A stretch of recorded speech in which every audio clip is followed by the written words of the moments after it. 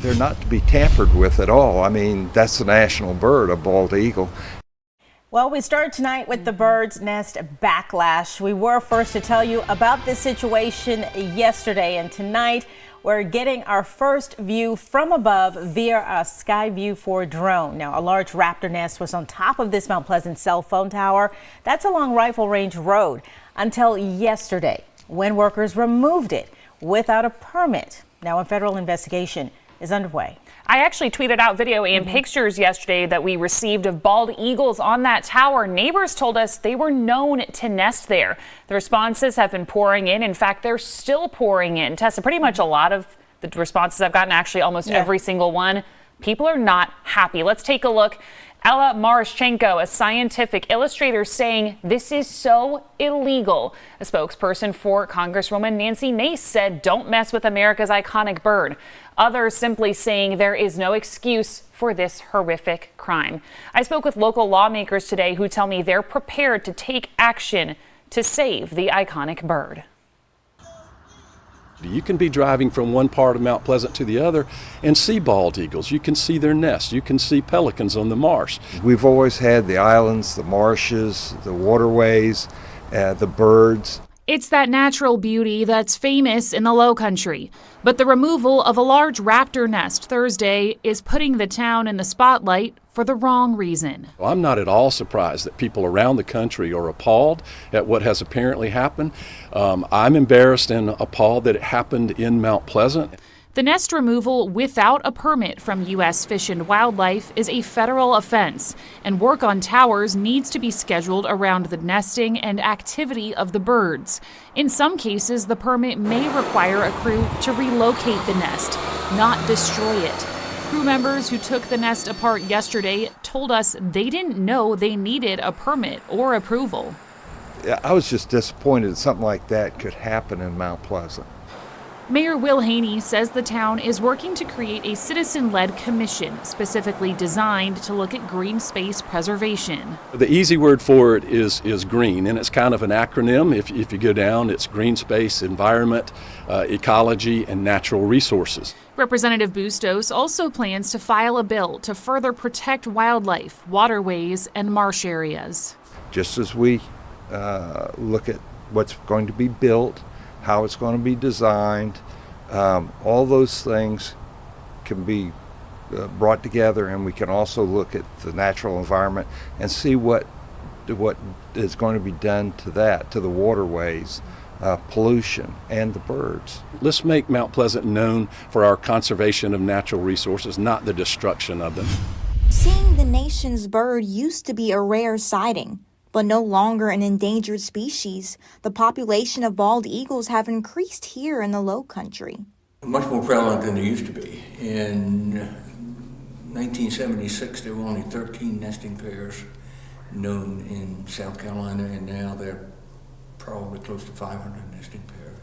You're more likely to see a bald eagle this time of year. Come down here to breed, and they're typically here from kind of early to mid-fall all the way through to late spring. So they'll come here and start nesting in December and January and February. Then their chicks will fledge, and then they kind of head back up north for the hot summer months. On Thursday, crews removed a possible bald eagle's nest in Mount Pleasant. Experts say the removal could impact their breeding season. She's in production, and eggs are in production, and there's a timeline that she has to follow to get those eggs in a suitable nest area so that they can be incubated and hatch successfully. So when the nest is disturbed, it interrupts that cycle, and sometimes the birds are able to adapt and sometimes they cannot. Tyrell, who has been monitoring the area since 2017, hopes it wasn't an active nest. So that is definitely an osprey-built nest. And so if the eagles were using that one, which isn't totally unheard of for them to use an osprey nest in the other season, then it would be an issue. But we haven't seen or confirmed any actual nesting at that location. Experts advise to not disturb any nests within the area. Yeah, with some limitations. It is still illegal to disturb them, and disturb them has a broad definition. So anything that could be a potential harm to a bird or that might disperse them from a nesting area or something like that isn't allowed still. Claims she doesn't feed the geese and just cares about making sure they don't get hit by cars. She tells me many residents have bullied her because of this situation. She says one man even tried to hit her with his truck. She says when she called police to help her, they wouldn't even write her a police report.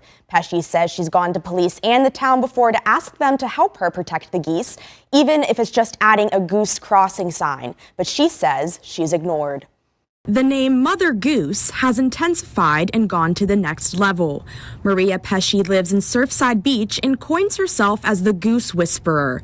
Her mission? To protect geese from going into roads and keep them from getting hit. However, a handful of residents say she's doing the complete opposite and needs to leave them alone. Let geese be geese. Let the wild animals be wild animals. Get the human factor out of it. They know how to feed themselves. They know how to do this. We don't need somebody coercing them into neighborhoods where they don't need to be, and that's not their environment. Police agree, saying that Pesci feeds the geese, and in Surfside Beach, the city has ordinances against feeding waterfowl because it interferes with their migratory habits. Residents have gone to police complaining that the geese are damaging their yards and their pets are getting sick from ingesting feces left behind.